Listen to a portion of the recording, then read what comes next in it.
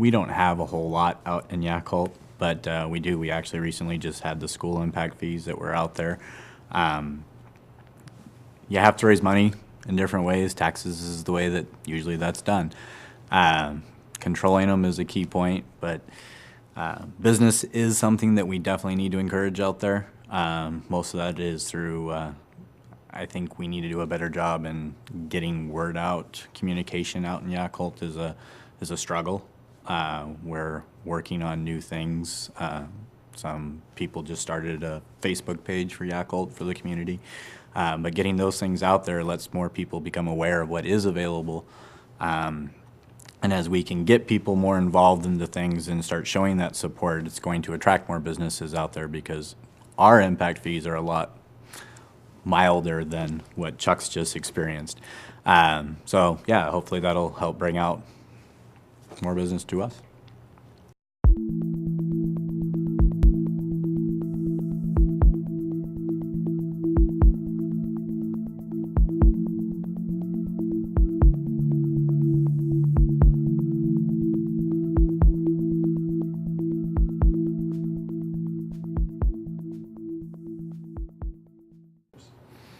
Well, I mean, right now, I mean, it's not just Vancouver, Yacolt. I mean, it's all across the nation right now. Our tax dollars are dropping. People are making less money. Their values on their homes are dropping. So each government area is having a smaller budget, and of course, the easy approach is to raise taxes.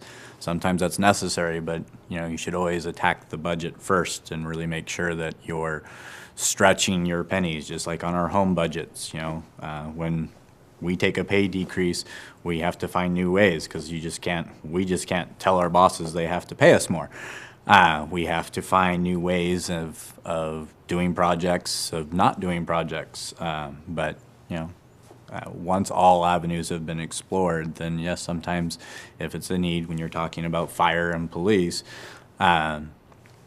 you got to take a look at those things. We have a fire department. We don't have a police out there.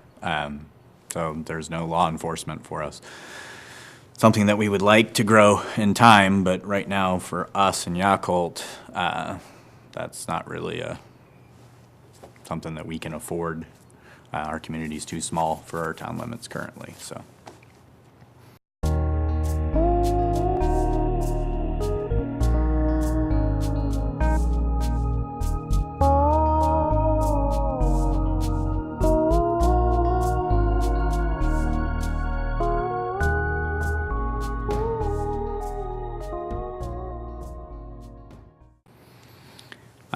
Well, again, you're right. That is something that kind of goes outside of our little small community, but we do have C-Trans service.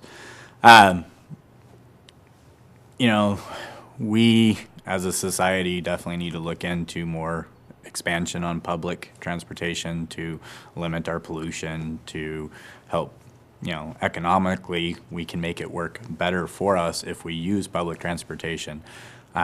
But tend to be more resistant of that because of, some people have security issues, the safety and whatnot.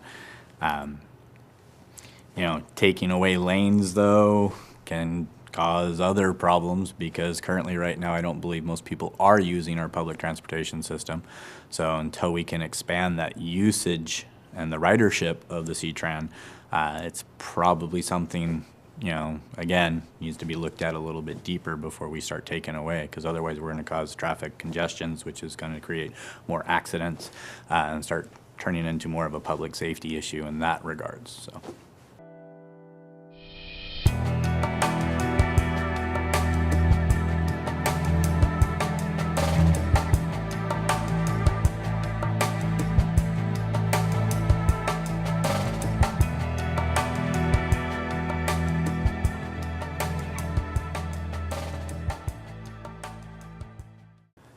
Again, that's a subject that I'm probably not all that knowledgeable on, because again, it doesn't deal a whole lot with Yacolt, but protecting our environment is an important issue. Once we start to destroy it, it's really hard to get back. The not knowing a whole lot about the green transportation and the real true benefits of that, I don't know if I could speak intelligently on that. So.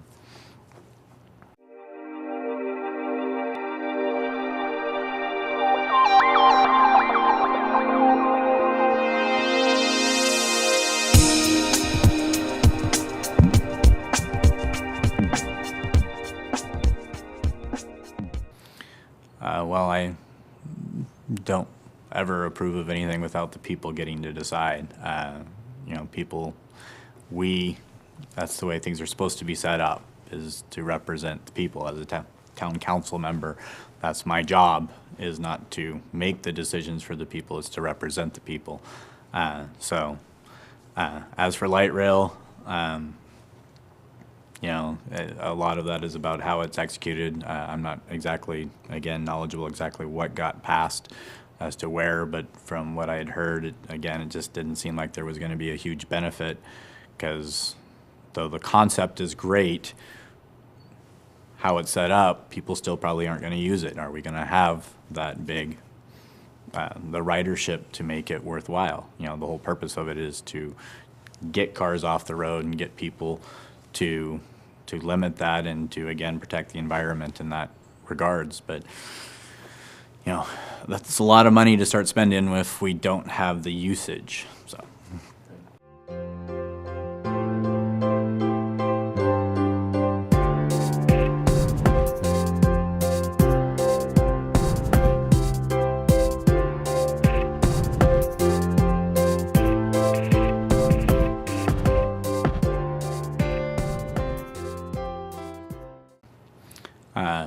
Growth, again, the 205 part of it really doesn't affect us as far out as we are, though over time it probably would. But growth is a subject that is very touchy out in Yacolt. The community is very divided on that particular topic. There's a lot of people that want to see some growth, and there's a lot of people who would like to see it decrease from where it's at. Growth is needed for, if you want to continue funding projects like we talked about earlier in the police and the fire. If you don't have that growth, you don't have the population to spread those costs out to, so then you're forced to raise taxes to an uncomfortable level for a lot of families. So it's that battle choice between whether you want services, whether you don't want services. My personal feeling is I like our town. If we have any growth, it's definitely got to be controlled in a real manageable level. We don't have a lot of roads coming in and out, so traffic can become a huge issue if Yacolt grows too much more. But at the same time, to create more community projects and things, we probably do need to grow a little bit. We have a lot of people on the outside of our town limits. That only includes, our town limits right now only include, I think it's 395 households. But on the outskirts, there's a whole bunch of people that are part of our community. Being able to find ways to be able to bring them in and give them a say in what's going on would be good. But, again, we don't really want to see any big businesses. We don't really want to see a big Chuck's come out there. Something controlled, small, so we can keep our small town community kind of away from the rest of.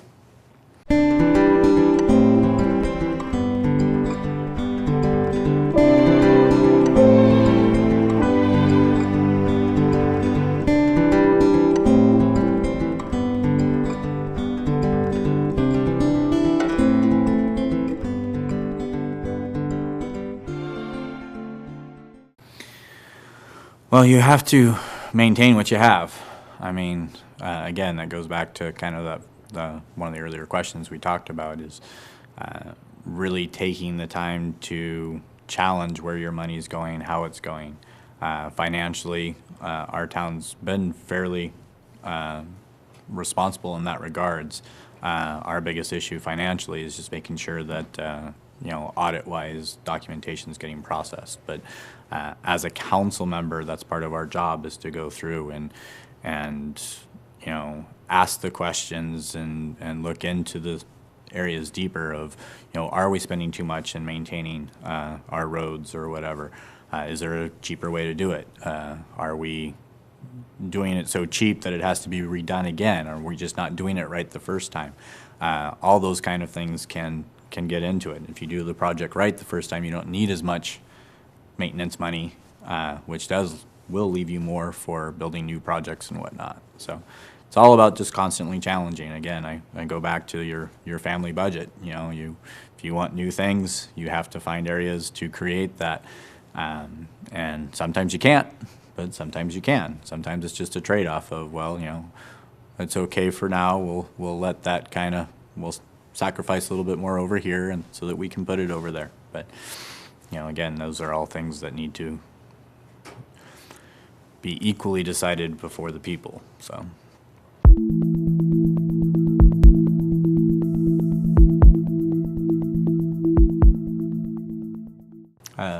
For the most part, my whole goal of becoming a council member is to re-put what I believe was originally intended when we set up government in the first place, which is that the people are supposed to be in charge. We've gotten so out of touch because people have gotten so busy and we're so tied up in our own lives that we don't get involved anymore. And what's happened is we've created a new sense of ownership by our government officials. And that, from what I have viewed especially over the last few months in our town, some of that's gotten lost. We need to bring the people back involved. If they choose not to be involved, then it's our job as the council members to make those decisions. But we need to try to find ways to get people educated on the real events so that rumors don't run our town. And by getting, through, newspaper, from town hall meetings, getting people to show up. But we always need to be available for the people to speak so we can take their input in, whether we agree with it or not. So that's part of the reason why I've stepped up to attempt to take a seat on the council.